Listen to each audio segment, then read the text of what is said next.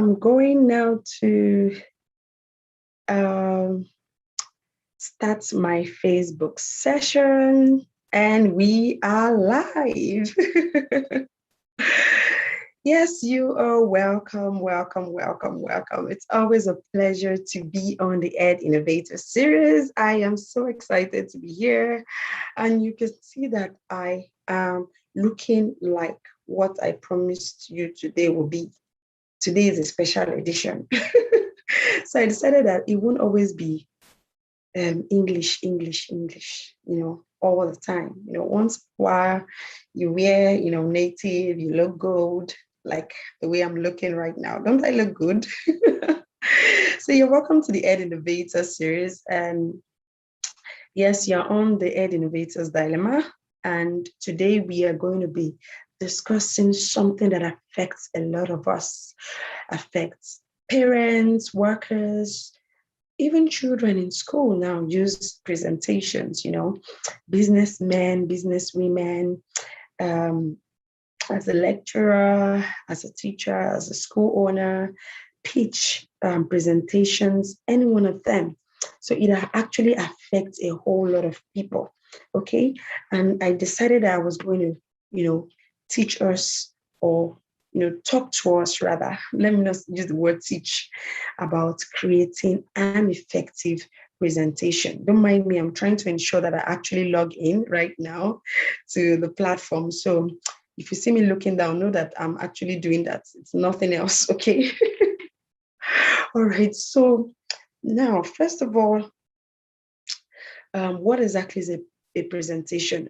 So there are different tools that you can actually use when trying to create a presentation. There's the Microsoft PowerPoint, there's Google Slides, and there are a whole lot. You have Mentimeter. I don't know if you've heard about that. That's a very, very beautiful tool that you can use so that when you are, virtual, when you want to connect virtually to your audience, they actually have access to use their phones and then connect to a presentation that you have already prepared. So you don't have to have a PowerPoint presentation showing on a screen. So it's actually a very good one too. So it's something that you might want to explore. So I'm still trying to log in. So give me a few minutes before we actually go live. All right, so now when creating a presentation, apart from the tools you want to consider, the kind of tools you want to use, either Google Slides or Microsoft PowerPoint, another thing you want to take into consideration is your target audience, right? You really do not want to go into a place with a presentation that is meant for children, and then you have your target audience are actually government officials. That would be a disaster. Or you're doing a presentation to pitch about a particular thing, and then it's saying something else. So you really want to be careful to ensure that you are doing a presentation that fits your target audience. I want to say this, that I'm going to be sharing some sample presentations, but you will need to actually go to YouTube to view this presentation. Apologies to my Facebook family that I have to do this. I had wanted to actually share across board at the same time, but unfortunately, I was not able to get the tool up. Most of them were asking for money, and I was not ready to drop that fees yet because they were unplanned and budgeted for. So yes, it's very, very key that you know your target audience and you know the message you want to pass across. So for instance, if you're doing a presentation for children, you would have a PowerPoint that is focused on the children. If you're doing a PowerPoint to pitch a particular maybe sales or to a company, you would actually ensure that you have all the products, everything on that PowerPoint presentation, right? Another thing you want to take into consideration is where you're going to be making the presentation. So are you having the presentation at a physical location? And the physical location, you're familiar with the place. Do they have the power cables? Do they have the necessary things? Or do they have the the display screen? Are you going to be using a display screen? Are you going to be using a remote? You really want to know all that before you go into your presentation. So I'm going to be sharing, like I said, or sample presentations on YouTube, and I would like you to please log into YouTube to view those presentations. Okay. So when creating your PowerPoint presentation, you want to have a theme. You want to have your animations, your planned animations. You want to have your transition put into consideration. You also want to have your uniformity put into consideration, the uniformity of the slides. You want to have the color, the font size to be uniform. It's very, very key, right? So now let me put up a sample presentation.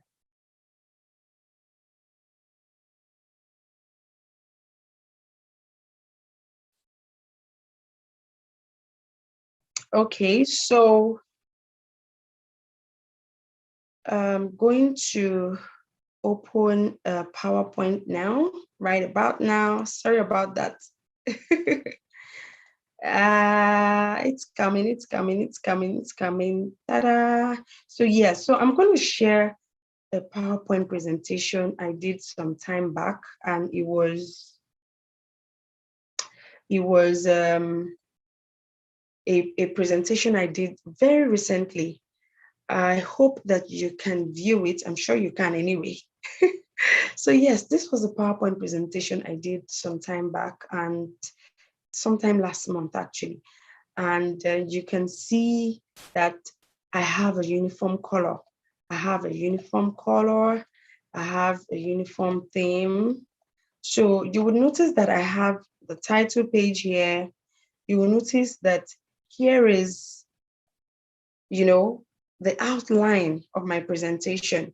And then you will also notice there is a part that talks about me, and there is a part that talks about the different sections. So you will notice that each of the outline, I gave them a special theme, a special slide. So they look in a particular manner. Look at this, various forms of online learning. It has its own special slide. So every of my topics, that subtopics, have a different look. So you would notice that. And then under the subheadings, they then have the different topics that I intend to speak about. So you will notice that the different topics under the subtopics are then here. So you have here dangers of online learning, and then you have insecurity being one of them, and another aspect of insecurity still under it, another aspect of insecurity. So you would notice, that you will notice that in the PowerPoint presentation. So it's very important that you have a uniform theme, you have a uniform color, you have a uniform style. And another thing that also needs to be very uniform is your headings. So your headings should be the same all around. If everything is in block, make sure that everything is in block all through. If your subheadings are in title case like this one, ensure that all around, you can see this, all your sub headings are in title case. So it's very important. Uniformity is very, very critical, very, very critical. And then as much as possible, ensure that they are not too wordy. So you really do not want to have, why I'm not going ahead to teach you PowerPoint in detail is because I know that you can easily go to Google or go to YouTube and Google how to make a PowerPoint or how to create a PowerPoint presentation. But what most times you will not see on Google and YouTube is some of the things I'm telling you, uniformity, the theme, the color, the font type, all that needs to be put into consideration in creating a PowerPoint that is, that looks good, that looks, enviable.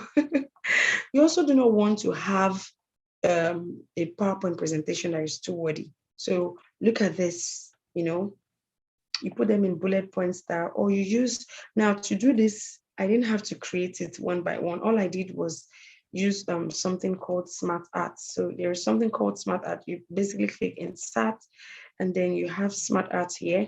And when you click Smart Art, you will see the different forms that you can use. Once you include them, then you can type in the wordings that you want to have on your presentation here. Here is another Smart Art. Instead of me having it in words, when it's graphically presented like this, it looks more appealing, right? It looks more, looks nice, right? Yeah, I'm sure it does. So this is something you also want to consider. Ensure that it's aesthetically pleasing, ensure that it looks good, ensure that it's not too wordy. It's very, very critical. Here is another subtopic, and then you have these forms. Now, there is something also called animations and slideshows.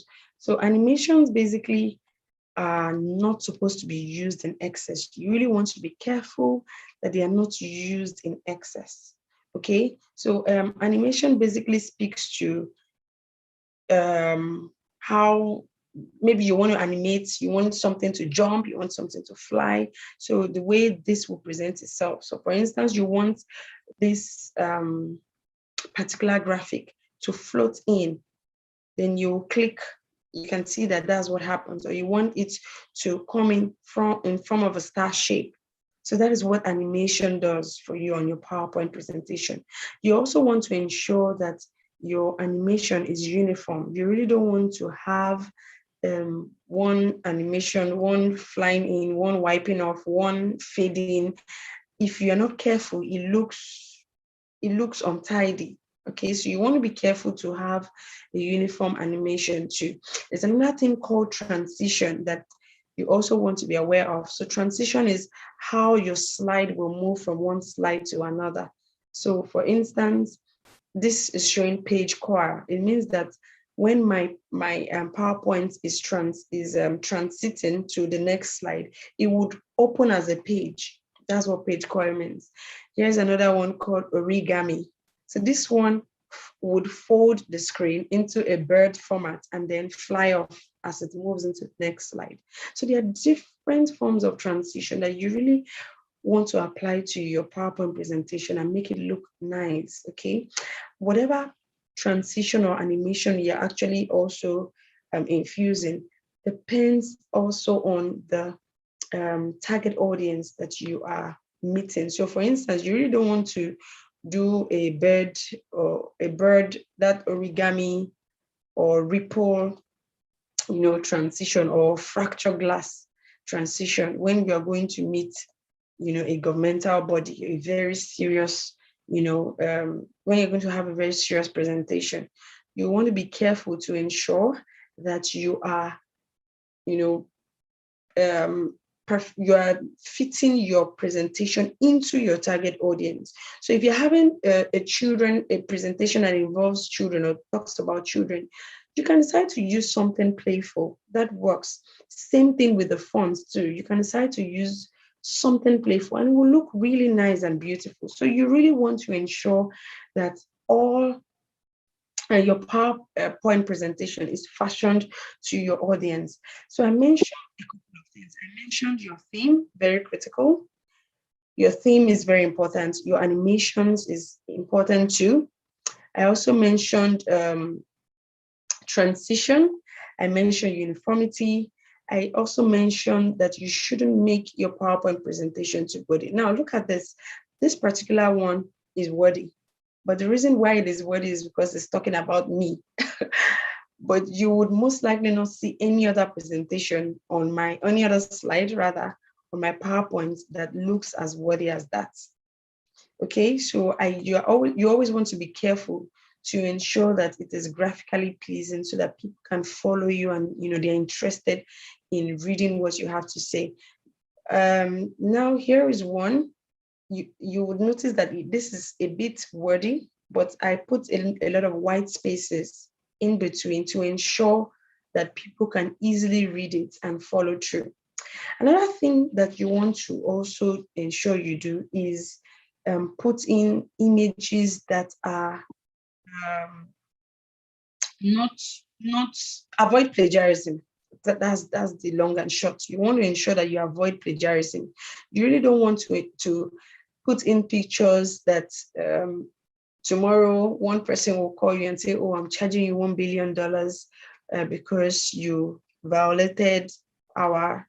You really don't want all that to happen, right? So what do? You ensure that. So for me, for instance, I picked pictures from my from here. I went to insert, I went to pictures, I went to stock images. So from stock images, you can actually pick pictures that you can um, customize to how you want it. So here I went to icons, and from icons, I basically searched, is it technology? Is it faces? Is it food? Is it drinks? So when you do that, you can then choose whatever you want to, and then you can actually change the color to suit whatever you want. So you change the color, you change the format, you can slant it, whatever way you want. So instead of actually getting pictures directly from Google that might be subject to proprietary um, issues, concerns, you really want to take pictures from stock images from your PowerPoint. So all you need to do is go straight to insert, go straight to pictures and click stock images, and you will get the pictures you want. Okay. Yes. So your PowerPoint presentation must always have the title, must always have an outline of what you're going to talk about, can have a page talking about you, and then you then delve straight into the outline, okay, on what you are going to teach about. And then your PowerPoint also should have a quote. I always like for PowerPoint to have a quote, but again, it depends on your target audience. You should have a quote, and then you should always have a thank you page. So for me, I like to have my thank you page and then my contact information on my thank you page. So you'll be able to see how to contact me without me having to read it out to you. So these are very salient points you should take note of when preparing your PowerPoint presentation. So yes, that is all I have to discuss with you today on the Ed Innovator series. But before then, I will leave you with one more thing. Yes, on without having to prepare a PowerPoint from scratch, you can actually get themes and templates from PowerPoint. A lot of people don't know this.